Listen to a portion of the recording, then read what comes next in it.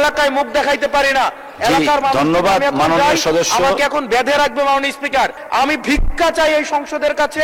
এই রাস্তাটা 10 লক্ষ মানুষের প্রাণ বাঁচাবে মাননীয় স্পিকার। ধন্যবাদ মাননীয় স্পিকার।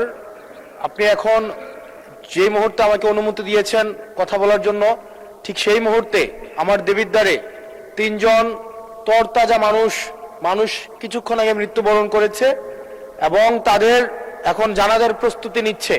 এবং এটি দেবিদ্বারের প্রতিনিয়ত ঘটনা।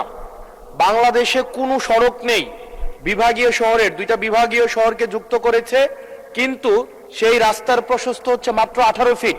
মাননীয় স্পিকার, আমি কুমিল্লা এবং সিলেট মহাসড়কের কথা বলছি। মাননীয় স্পিকার, কুমিল্লা এবং সিলেট মহাসড়ক যেটা ময়নামতি, দেবিদ্বার, জাফরগঞ্জ, কংসনগর হয়ে ব্রাহ্মণপাড়া, কুটিচমুহনী গিয়েছে, এই রাস্তাটা একটা মহাসড়ক যে রাস্তা দিয়ে 10 লক্ষ মানুষের যাতায়াত এবং যেটা 2টা উপজেলাকে ব্রাহ্মণপাড়া, বুড়িচং এবং দেবিদ্বারকে সংযুক্ত করেছে। যেখান থেকে চিটাগং থেকে যদি আপনি সিলেটে যেতে হয় অথবা সিলেট থেকে যদি চিটাগংয়ে আসতে হয়, একমাত্র রাস্তা যেটা মাত্র মাননীয় স্পিকার 18 ফিট। এই 18 ফিট রাস্তা দিয়ে প্রত্যেক দিন এটা মৃত্যুর মিছিলে সেটা পরিণত হয়েছে। দেবিদ্বার বুড়িচং অংশটা প্রত্যেক দিন মৃত্যুর মিছিল। কেবল এই মাসটাই 23 জন মানুষ মৃত্যুবরণ করেছে এই সড়কে দুর্ঘটনায়। মাননীয় স্পিকার,